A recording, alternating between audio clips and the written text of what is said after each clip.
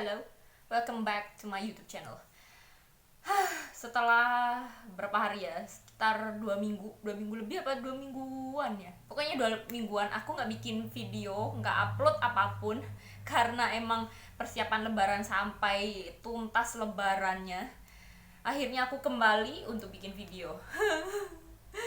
Jadi agak gimana ya, grogi karena udah lama nggak ngomong di depan kamera. Apaan sih Yud? Selama 2 minggu ini kayak hektik banget ngurusin persiapan Lebaran, entah beres-beresnya, entah masaknya, entah belanja-belanja keperluan Lebaran, belanja baju. Aku belanja baju nggak sih? Aku padahal belanja baju juga online sama jahit kan. Pokoknya persiapan Lebaran itu kayak mau bikin video itu susah. Sebenarnya ketika puasa pun kan aku jarang bikin video. Di balik layar ketika aku nggak bikin video itu kan aku tetap baca sih, sebenarnya masih ada waktu untuk baca, cuman karena emang waktunya itu kayak mepet-mepet, singkat-singkat, atau ketika itu aku udah capek banget, udah mau tidur, udah malam, ketika itu aku baru ada kesempatan untuk baca. Jadi aku nggak bener-bener bisa bikin video yang proper, yang tenang, karena kalau bikin video gini kan butuh waktu ya. Terus habis itu lebarannya juga, kalian tahu lebaran kalau di desa Blitar itu kan masih kota kecil ya, terutama di tempatku itu kan kabupatennya, bukan di kota Blitarnya. Padahal deket juga sih, cuman karena hidupku masih di desa, lebaran itu kalau di tempatku itu masih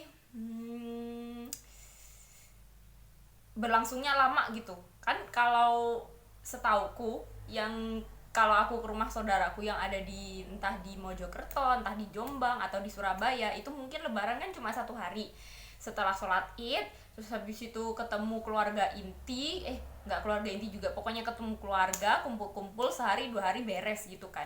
Cuman kalau di desa itu berlangsungnya cukup panjang. Ini baru beres pun juga hari Senin yang tanggal merah 1 Mei, yang May Day, itu juga masih ada tamu yang datang ke rumah. Jadi emang benar-benar panjang waktunya, entah kita keluar ke rumah keluarga atau keluarga yang datang ke rumah, atau ke rumah teman atau teman yang datang ke rumah, seperti itu sih. Jadi kalau mau bikin video juga rumah itu kayak ada aja tamunya, jadi nggak mungkin kan aku tiba-tiba ngomong sendiri di depan kamera, sedangkan orang-orang di depan sana di ruang keluarga, di ruang tamu itu sedang ngobrolin hal yang lain, dan aku nggak ikut serta untuk ketemu mereka ya kan. Jadi baru kali ini aku bisa bikin video. Enggak sih, kemarin itu sebenarnya udah beres, nggak ada tamu lagi, cuman as an introvert, aku introvert, setelah lebaran itu kayak, setelah bersosialisasi sama orang ketika lebaran itu capek parah, aku butuh recharge. Jadi aku seharian kemarin itu beres-beres kamar, bersantai, keluar sebentar untuk beli makanan kucing, terus habis itu malam juga baca buku dengan tenang. Karena aku merasa capek, nggak fisik sih, capek secara mental, karena aku harus menghadapi ngobrol sama orang, apalagi terutama ketika orang-orang itu tanya kapan. Kalian tahu kan, kapan dan kapan itu kayak melelahkan. Untungnya udah selesai, udah beres, sekarang aku bisa ngomong nggak penting kayak gini. Ini udah panjang banget, gila, ini intro ya, ini baru intro, aku udah ngomong selama 4 menit. Goblok memang. Sebenarnya ini kan udah mulai bulan Mei awal. Aku tuh mau bikin April, bulan lalu April kan ya, April wrap up. Cuman kayaknya ntar lah, kita ngobrol-ngobrol santai aja, menceritakan sepanjang puasa sampai lebaran seperti apa. Ya kayak wrap up juga sih, tapi nggak separah itu, masih ada ngomongin yang lainnya. Sepanjang puasa itu sebenarnya ya tetap sih, aku kan tetap pinjem buku-buku di perpus, tetap bolak-balik ke sana karena aku emang udah lama nggak beli buku ya. Yang terakhir kali itu aku itu kurang seminggu, kalau nggak salah seminggu sebelum lebaran itu kan aku ke perpus untuk balikin buku. tapi aku lupa aku tuh balikin buku apa ya sebelumnya. Yang Blindness sama Yasunari Kawabata yang judulnya apa ya, Deru Gunung. Itu kan aku udah selesai baca. Nah terus habis itu aku mau balikin ke perpus. Terus aku mikirnya kan gini, itu kan tinggal seminggu lagi sebelum lebaran, jadi otomatis perpus kan juga libur dan aku pasti hektik juga kan, kayak nggak ada waktu. Ya udah, niatnya awalnya ke perpus itu mau balikin buku aja. Terus habis itu kalaupun aku mau baca, aku mau bacanya lewat Ipusnas aja biar gampang gitu. Tapi ternyata ketika aku ke perpus, aku tidak bisa menahan diri untuk tidak pinjam buku yang lain. Terus aku mikirnya, oh oke lah, gak apa-apa, aku pinjam bukunya yang ringan aja. Jadi kalaupun aku sedang hektik lebaran kemana-mana, kalau aku mau baca buku, bawa buku kemana-mana, itu bukunya itu ringan, jadi gampang dipahami meskipun kepotong-potong. Jadi aku pinjem apa itu, yang Dwi Kucing Perpustakaan, aku lupa apa ya judul tepatnya, pokoknya Dwi itu sama The Jungle Book. Kan The Jungle Book kan aku mikirnya itu kan kayak cerita ringan, novel, kayak novel buat anak-anak. Anak-anak gak sih? Pokoknya ringan lah, nggak yang bikin pusing kepala kayak Blindness. Blindness itu nggak pusing juga sih, tapi agak berat. Terus aku akhirnya pinjam 2 buku itu. Terus aku kan ngeliat di Ipusnas, oh ternyata buku yang Dwi itu nggak ada. Jadi aku memutuskan untuk baca yang Dwi dulu lah. Kalaupun aku harus ngembaliin, aku setidaknya selesai baca yang Dwi itu. Kalau yang untuk The Jungle Book di Ipusnas ada, jadi kalau mungkin dalam prosesnya aku belum selesai tapi udah waktunya ngembaliin, aku bisa ngelanjutin di Ipusnas. Terus waktu pinjam itu kan tanggal berapa ya aku lupa, pokoknya tepat seminggu sebelum lebaran, itu hari Sabtu kalau nggak salah. Terus ibunya bilang kalau itu kan perpusnya mau libur lebaran mulai tanggal berapa sih, tanggal 15, lupa, pokoknya udah libur lebaran kan, itu sampai tanggal 25. Tanggal 25 itu 25 apa 26, 26 udah mulai buka. Terus karena waktu pengembalian buku yang aku pinjam itu harusnya waktu lebaran, kan nggak mungkin kan, meskipun kita bisa perpanjang lewat online, cuman kan adminnya yang pegang HP juga nggak mungkin mau kerja ketika lebaran kan. Jadi ibunya, petugasnya bilang kalau itu diperpanjang secara otomatis sama ibunya untuk berapa hari, 5 harian, tambahan 5 hari, pokoknya kan 7 hari tambah 5 hari atau 4 hari gitu, lupa. Pokoknya aku harus ngembaliin tanggal 27 bulan April. Padahal itu hari Kamis. Biasanya kan kalau diperpanjang lagi kan 1 minggu berikutnya kan harusnya hari Sabtu kan, tanggal 29. Tapi entah kenapa, mungkin kalau secara otomatis sistemnya gitu kali ya, 27 itu aku harus ngebaliin ke perpus. Dan itu baru lebaran berapa hari, nggak ada seminggu. Terus ternyata aku ada keperluan untuk ke Surabaya tanggal 25. So aku bingung, ini aku bisa nggak ya untuk kembaliin buku ke perpus tanggal 27, soalnya ya meskipun nggak ada denda, cuman sistemnya bentar, ini kenapa cahayanya, cuman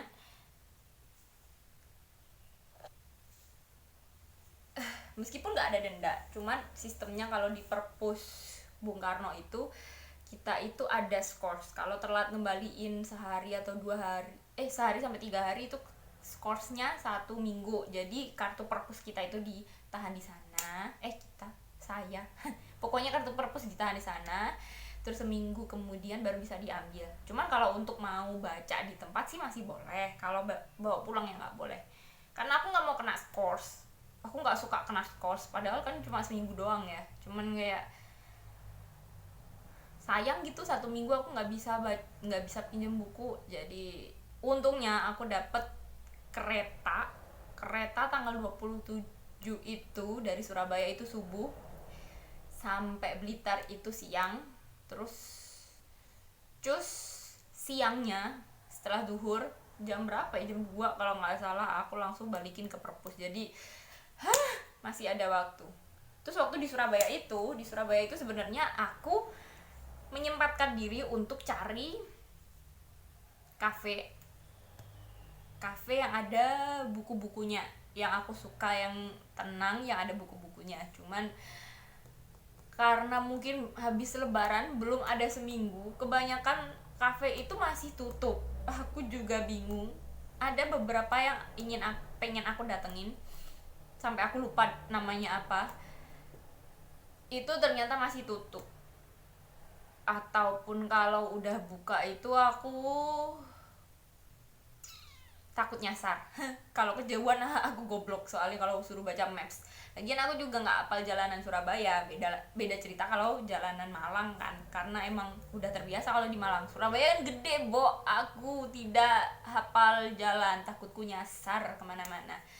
Jadi aku waktu tanggal 25 sore kalau nggak salah itu ke kafe deket-deket lah. Ada bukunya sih sebenarnya. Kafenya kecil sih, cuman vibes-nya bukan aku banget. Kayaknya kafenya retro. Retro 80-an 90-an, tapi kayak biasa aja sih. Di situ ada bukunya. Bukunya disediainnya dikit. Kayak ya udah cuma buat properti aja kayaknya. Aku ambil satu pun juga nggak terlalu niat, karena itu ternyata yang aku pegang dari cafe itu adalah novel series, dan sedangkan itu adalah series yang nomor 2, nomor satunya nggak ada. Jadi ngapain aku baca nomor 2? Waktu itu untungnya aku bawa buku yang Dwi yang kucing itu, jadi aku menyelesaikan itu aja daripada aku baca sesuatu yang lain sedangkan otakku nggak bisa nyambung, karena itu tidak aku awali dari nomor 1. Lagian juga nggak mungkin selesai baca waktu itu juga kan. Terus habis itu besok paginya di Surabaya tanggal 26 itu aku udah ada rencana.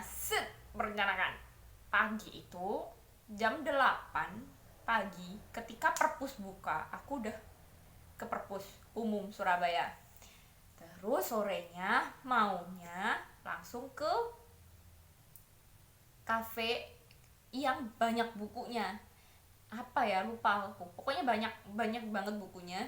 Jadi hampir seperti perpustakaan. Cuman ternyata waktu itu pagi itu hujan, dari subuh hujan. Terus jam 8-an itu udah reda. Udah siap dong, aku udah dandan dong, udah mau berangkat kan. Terus ketika udah di jalan, ternyata hujan terus lagi.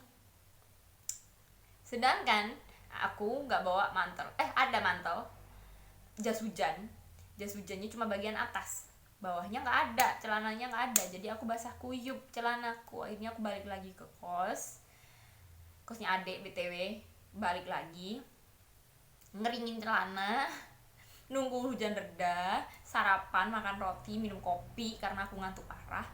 Akhirnya sekitar jam 10-an itu udah reda banget lah. Akhirnya baru ketika itu aku bisa berangkat ke perpus. Aku kan expect-nya perpus di Surabaya itu kan bangunannya kayak bagus gitu. Dulu pernah aku kesana, cuman nggak sempat masuk karena emang waktunya nggak ada. Terus waktu itu lagi ada acara apa gitu di luarnya, rame banget. Jadi aku cuma ngeliat luarnya doang. Terus waktu tanggal 26 itu aku udah bener-bener masuk. Aku berharapnya gini, kan di Blitar kan aku mikirnya karena itu kota kecil, terus itu juga bukan punyanya pemerintah, nggak ngerti. Kalau perpus Bung Karno itu kayaknya punya yayasan atau gimana, aku juga nggak ngerti kan.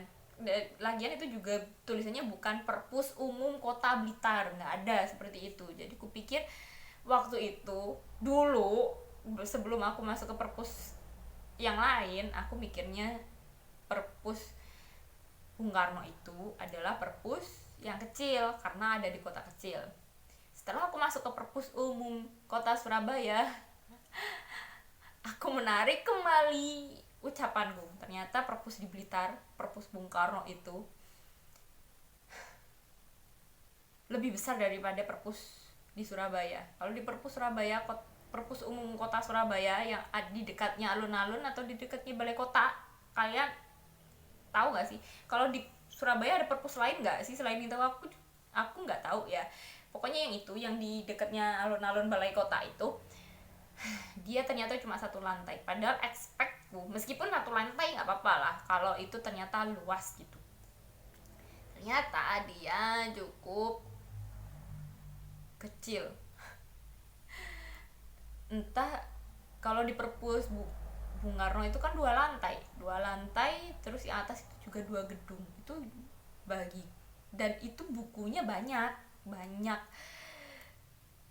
raknya kayak penuh juga gitu. Cuman kalau di Surabaya itu kayak kok dikit ya. Entah, mungkin ada bagian gedung yang lain atau gimana. Kayaknya enggak sih, cuma satu ruangan itu. Aku ngerasa kecewa, bukan karena aku masuk ke perpus kecil terus kecewa karena pilihanku gak banyak, enggak. Cuman kayak gini loh, ini kota besar, kenapa sih nggak bikin perpus yang besar? Apakah emang karena orang di Indonesia, orang kita yang nggak terlalu suka untuk membaca, jadinya perpusnya nggak dibikin besar dengan fasilitas yang baik, dengan gedung yang bagus, dengan buku-buku yang lengkap? Kenapa sih sekecil itu? Padahal Surabaya kan katanya kota terbesar kedua di Indonesia. Jadi kayak sedih. Apa mungkin ada perpus yang lain? Tapi entah, sedih aja. Aku sampai masuk ke mimpi atau ke cari perpus lain. Dalam mimpiku itu aku ke entah kemana, ke kota yang aku juga lupa di mana. Itu aku, tujuanku cuma untuk ke perpusnya ternyata lebih kecil lagi dalam mimpi sih. Kayak agak kecewa aja sih. BTW, kalau untuk gedungnya perpus umum kota Surabaya dari luar itu bagus, kayak zaman kolonial atau gimana gitu. Iya nggak sih? Soalnya gedungnya menyatu sama gedung pemuda, apa alun-alun, pokoknya itulah. Aku juga nggak terlalu ngerti kan. Dari luar itu bagus kayak zaman kolonial, kayak Belanda gitu. Cuman dalamnya ternyata biasa aja. Terus setelah aku banding-bandingkan, ternyata perpus Blitar itu gedungnya bagus loh, estetik loh. Meskipun di kota kecil ya. Kalian yang belum pernah ke Blitar, kalau ditanyain orang, kalau kalian tanya kalau mau ke Blitar itu tempat wisatanya di mana, orang-orang pasti bilangnya itu makam Bung Karno. Jadi kalau kalian siapapun itu yang lagi mau jalan-jalan ke Blitar dan mau ke makam Bung Karno, mampirlah ke perpustakaan Bung Karno yang ada di depan. Itu hitungannya depan apa gimana ya? Pokoknya ada gedung gede yang ada di lokasi itu adalah perpustakaannya. Di situ ada foto-fotonya Bung Karno, kayak museum kecil, memorabilia ya gitulah. Terus habis itu ada perpusnya. Coba ke situ, karena kalau ke tempat wisata lain aku juga nggak tahu. Karena bagiku wisata adalah perpustakaan, buku, toko buku. Goblok, memang manusia.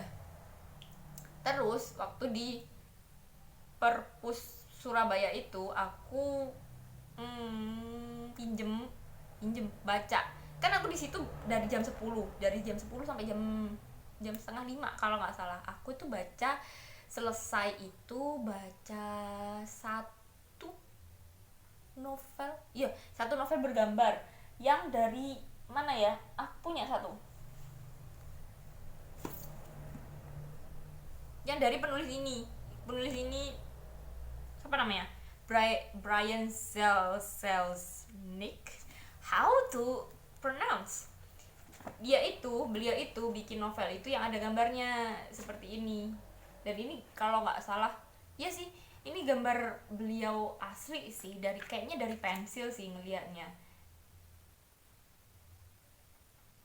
Terus aku pinjem di sana itu novel satunya dari beliau, mirip sih covernya sama belakangnya juga mirip kayak gini. Judulnya apa ya? Sebentar. Pokoknya nanti aku sematkan di sini buku itu. Buku itu I think ceritanya itu lebih menarik daripada buku ini. Kalau buku ini tuh aku nggak terlalu suka. Entah orang lain mungkin suka. Booktuber lain ada yang suka sama buku ini. Tapi ada juga yang nggak suka sih. Kayak Emma itu, dia itu suka ceritanya tapi nggak suka style gambarnya.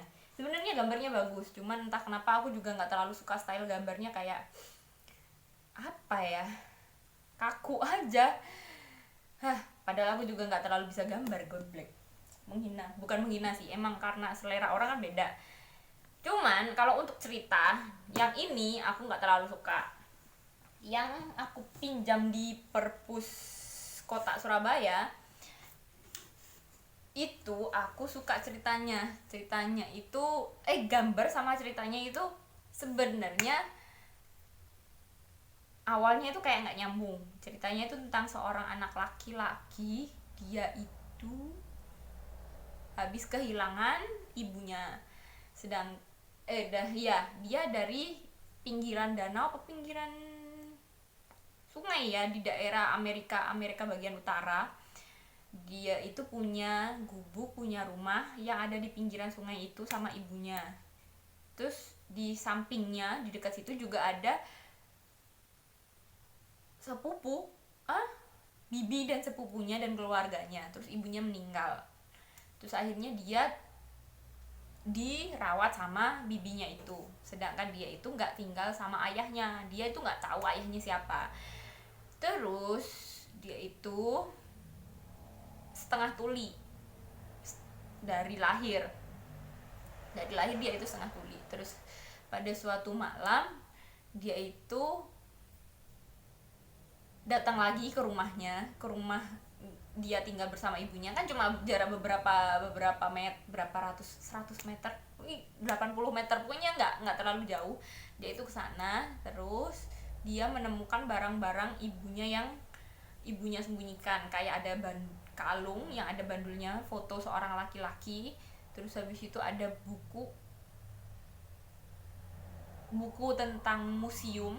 Di situ ada tulisan nama. Terus dia nama. Terus habis itu dia menemukan pembatas bukunya itu dari New York kalau nggak salah, ada alamatnya. Itu alamat sebuah toko buku. Terus di situ juga ada namanya. Dan dia menduga kalau nama itu dan nomor telepon itu adalah alamat, nomor, dan nama ayahnya. Dan foto yang ada di bandul kalung itu adalah foto ayahnya, karena dia ngerasa ada kemiripan dengan dirinya. Matanya kalau nggak salah itu mirip dengan dirinya. Karena dia penasaran, terus dia angkat telepon kan. Ketika itu lagi hujan, lagi badai, dia angkat telepon, dia mau telepon di nomor itu. Terus dia kesambar petir.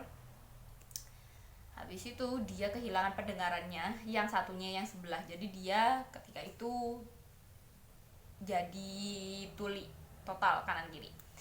Terus kalau untuk gambarnya, di gambarnya itu malah menceritakan seorang gadis kecil itu dia juga tuli. Gadis ini kabur dari rumah. Dia itu mencari ibunya itu ternyata seorang artis teater atau artis film ya, pokoknya dia mencari ibunya ke New York sendirian. Dia bisa sih ketemu sama ibunya, itu bisa, tapi sama ibunya disuruh pulang. Kayaknya ibunya nggak suka kalau dia datangi. Mungkin ibunya menyembunyikan dirinya kalau dia punya anak yang tuli atau gimana, aku juga nggak terlalu paham. Pokoknya habis itu dia diusir sama ibunya. Bukan diusir sih, dia disuruh menunggu di satu ruangan, nanti ada seseorang yang akan mengantarkan si gadis ini untuk pulang. Tapi gadis ini kabur dari ruangan itu, kan ruangannya sama ibunya dikunci, kabur dari lewat jendela, terus habis itu lari ke museum, terus di museum itu ketemu kaknya kalau nggak salah, pokoknya ketemu laki-laki muda. Terus dia minta tolong sama si kakaknya ini untuk tidak dikembalikan pulang. Jadi dia akhirnya minta tolong untuk tinggal aja di New York sama kakaknya. Jadi awalnya aku bingung ini kenapa dua-duanya ini sama-sama punya kelebihan, kekurangan, yaitu tidak bisa mendengar. Gambarnya sama ceritanya kayak belum match, belum ada sangkut pautnya. Tapi ternyata di bagian akhir itu akhirnya kedua tokoh yang ada dalam cerita dan yang ada dalam gambar itu akhirnya bertemu. Udah, itu aja. Apa mau di spoil sekalian sampai endingnya seperti apa, siapa si gadis itu sama si anak laki-laki ini? Nggak deh ya, nggak usah, pokoknya ceritanya begitu. Terus habis itu aku kan masih ada waktu, aku selesai baca itu mungkin sekitar 4 jam-an, jadi sekitar jam 2-an aku selesai baca. Terus habis itu aku mau lanjut untuk baca novel yang tipis aja. Akhirnya aku baca bukunya, apa namanya, John Steinbeck. Aku dulu udah pernah baca novelnya John Steinbeck itu satu yang ada di Ipusnas, judulnya itu apa ya, Dataran Tortilla. Dan itu bagiku ceritanya unik, lucu, aneh, tapi ada rasa kayak persahabatan yang kayak hampir nggak masuk akal gobloknya. Tapi dibilang cerita humor juga enggak, ada cerita sedihnya juga, ada ngenesnya juga. Terus karena aku penasaran John Steinbeck ini emang penulisnya seperti apa gitu, akhirnya aku baca lagi di Perpus Kota Surabaya. Itu judulnya About Mice and Men. Ya, pokoknya itu. Nanti aku sematkan di sini kalau nggak lupa gambarnya seperti apa, covernya. Itu ceritanya tentang dua orang ini, mereka ini bersahabat atau gimana ya, bersahabat kayaknya, atau mungkin terikat karena keadaan. Salah satunya itu badannya itu gede parah, tinggi besar, tapi dia itu punya kekurangan, intelijensinya kurang, dia itu sering lupa parah, terus kelakuannya itu seperti anak kecil. Dia bahkan waktu perjalanan itu nemu tikus mati itu dia kantongin. Buat apa coba? Buat dielus-elus, karena dia suka banget elus-elus sesuatu yang lucu. Tapi ketika dia dikasih sesuatu yang lucu dan itu hidup, kayak dalam cerita juga dia pernah dapet anak anjing, masih bayi baru lahir. Ya emang ceritanya emang ditunggu besarnya dulu lah sebenarnya biar bisa dirawat sama si orang ini, Lenny kalau nggak salah namanya. Tapi karena dia nggak sabaran, dia itu kayak bocil, diambil lah, dibuat mainan lah sama dia, dielus-elus lah. Tapi karena nggak sengaja, karena si anjing kecilnya ini apa ya, ngerti kan kalau kayak anak anjing atau anak kucing itu yang masih kecil itu kayak masih suka gigit-gigit atau gimana. Nah si Lenny ini kaget, dia pikir dia akan disakiti, digigit sama si anak anjing ini, padahal kan anak anjingnya belum punya gigi kan kalau baru sehari 2 hari lahir. Terus dia itu marah, dipencet lah, digoyang-goyangkan lah, akhirnya mati. Terus dia itu bingung gimana caranya untuk menyembunyikan mayat si anak anjing ini. Terus karena dia ketakutan banget kalau dia ketahuan udah membunuh anak anjing ini, nanti dia nggak dikasih kesempatan untuk merawat anak anjing atau kelinci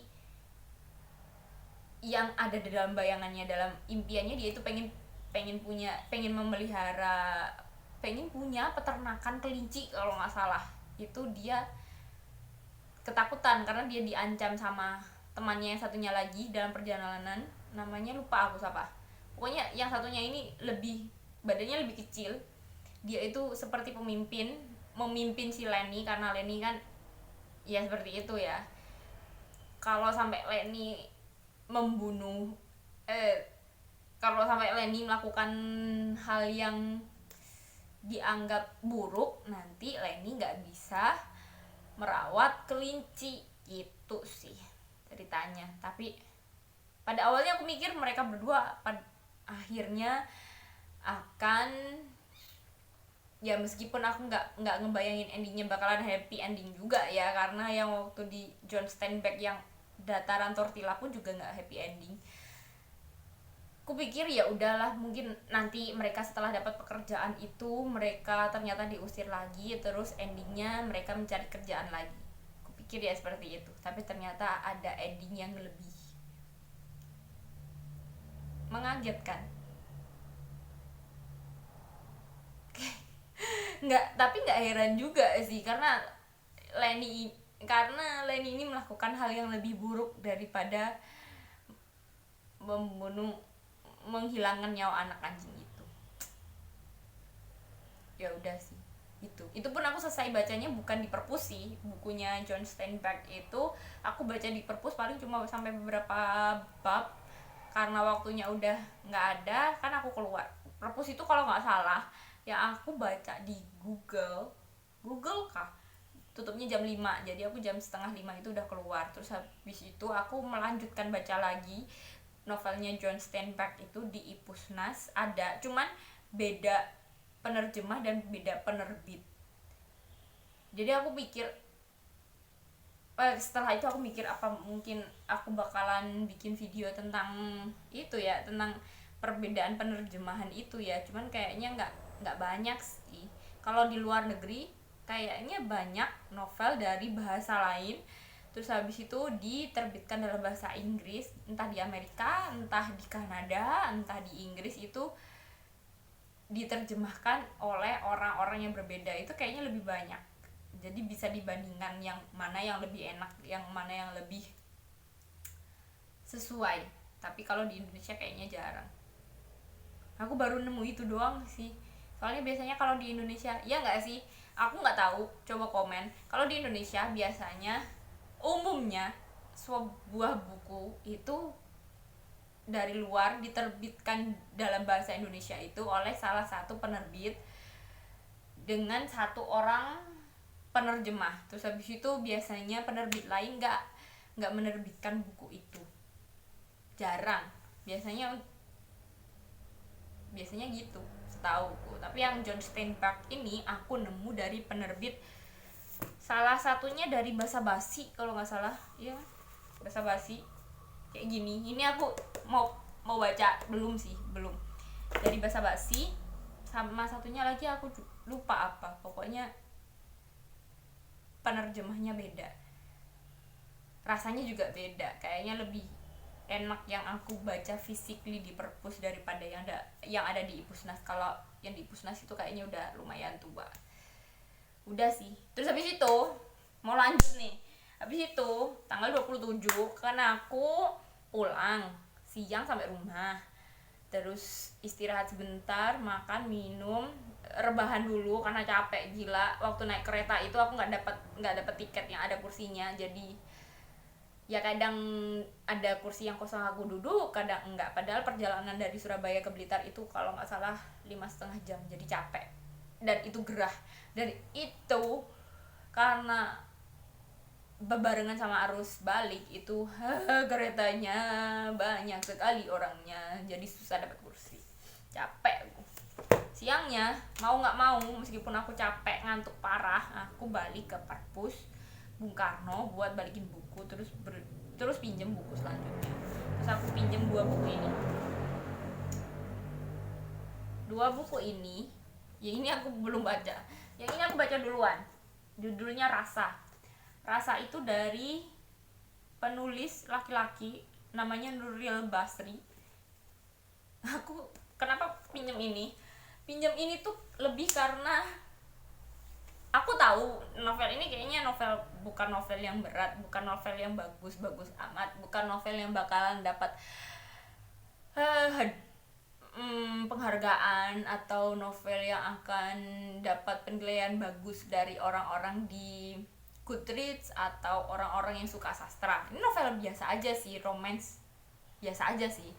Cuman karena blurbnya itu kan ceritanya tentang seorang perempuan, gadis wanita 29 tahun yang dia itu adalah wanita yang kebingungan, nggak tahu mau ngapain, nggak tahu arah, nggak punya cita-cita. Tapi waktu umur 29 tahun itu dia kayak ngomong, aku nggak boleh terus seperti ini, nggak boleh terus kebingungan seperti ini, nggak boleh terus terjebak seperti ini. Akhirnya dia coba cari pekerjaan baru yang ternyata pekerjaannya adalah jadi pelayan di sebuah kapal pesiar, yang kapal pesiarnya itu mengelilingi Eropa kalau nggak salah, mengelilingi Eropa. Ya udah, karena dia pengen lepas dari bukan masa lalu sih, kayak dia itu bosan, jenuh sama dirinya sendiri, jadi dia pengen mencoba hal yang baru, pengen ngerasa jauh dari orang-orang toksik di sekitarnya. Jadi dia kerja berlayar, jadi pelayan di sebuah kapal pesiar seperti itu sih. Sampai segini sih, bentar lagi selesai ya, enggak juga sih, lebih dari setengah ya. Ceritanya lucu ya, ringan aja sih, bukannya lucu sampai ketawa ngakak juga enggak, tapi aku lucunya ada entah ini bener apa enggak, ada satu scene dimana si cewek ini ternyata adalah cewek yang polos lah, padahal dia ceritanya dari Jakarta, tapi dia itu belum pernah pacaran. Masuk akal nggak sih? Masuk akal, kayak ada lah ya orang-orang kayak gitu. Seumur hidupnya sampai umur 29 tahun itu dia nggak pernah punya kekasih, dia hidupnya ya udah lempeng-lempeng aja. Makanya dia bosan sama hidupnya, nggak punya tujuan hidup ya, karena salah satunya karena itu, karena dia nggak pernah pacaran, dia nggak pernah ciuman. Kita dewasa lah ya ngomonginnya, nggak pernah ciuman, nggak pernah melakukan hubungan seks sama seseorang. Terus habis itu di kapal layar itu ya kita mikirnya gini, emang pekerjaannya di kapal layar itu adalah dari orang dari berbagai macam negara, ada yang dari Eropa, ada yang dari Thailand, ada yang dari Indonesia kan. Terus penumpangnya juga kebanyakan juga orang-orang bule gitu kan. Jadi kita mikirnya berpikiran terbuka. Kalau zaman sekarang kan orang-orang udah banyak banget yang melakukan hubungan itu kan. Terus dia ternyata nggak pernah. Terus dia itu kayak menyangkal kalau dia nggak pernah. Dia tuh bilang, aku tuh dari Jakarta, nggak mungkin karena aku nggak pernah melakukan itu. Terus ada satu temennya ini kayak seniornya, namanya Kanompang ini cewek dari Thailand. Dia itu kayak ngemusuhin si Maya ini. Terus dia itu bukan menghina sih, ngomong kalau nggak, aku tahu kamu itu nggak pernah melakukannya. Karena emang dari cara bicaranya si Maya ini emang kelihatan banget kalau dia itu sebenarnya pengen kelihatan kalau dia udah pernah, tapi dari kata-katanya itu kayak lugu gitu loh orangnya. Terus Maya kan bingung, kok kamu bilang gitu sih, kena kamu tahu dari mana gitu kan. Terus si Kanompang itu bilang kalau dadamu itu kecil, jadi aku tahu kalau kamu tidak pernah disentuh di bagian itu. Kayak aku ketawa aja sih. Emang di Thailand juga gitu ya, emang secara internasional emang ada mitos seperti itu ya kan. Kalau di sini kan ada mitos seperti itu sih, kalau orangnya masih lugu dadanya kecil. Tapi kayaknya itu mitos ya nggak sih? Itu mitos, bagiku itu mitos. Jadi kalau dalam cerita ini ada orang Thailand ngomong gitu, kayak ya nggak sih? Emang di Thailand juga ada mitos seperti itu? Atau karena orang Indonesia akhirnya nulisnya seperti itu? Jadi aku aku ketawa tapi aku juga bertanya-tanya emang apa ya mitosnya sama di sini dan di sana. Itu aja sih. Ntar bikin wrap upnya buat bulan Mei yang ini ya. Terus yang satu ini punyanya John Steinbeck yang judulnya Cawan Emas, ceritanya tentang bajak laut. Udah, aku belum baca sama sekali, baru baca blurbnya. Cuman karena aku penasaran sama tulisannya John Steinbeck yang lainnya. John Steinbeck ini bagiku tulisannya ringan, tapi ada mirisnya juga, ada persahabatannya juga, ada rasa kesetiakawanan yang sebenarnya aneh. Terus ceritanya unik-unik aja sih, jadi aku penasaran sama yang ini. Apakah emang ada cerita persahabatan seperti di Dataran Tortilla itu, atau seperti Miss and Man itu kan emang ada cerita persahabatan yang berakhir ngenes juga sih, jadi aku penasaran. Udah itu aja ya, aku bingung mau ngomong apa. Ini pembukaan, maunya ngomong-ngomong santai doang sih, tapi kok panjang juga ini. Sampai apa itu, memori HP ku kayaknya penuh. Udah, goodbye. Habis ini aku mau bikin video April wrap up. Jadi ya udah, sampai berjumpa di video berikutnya. Dadah.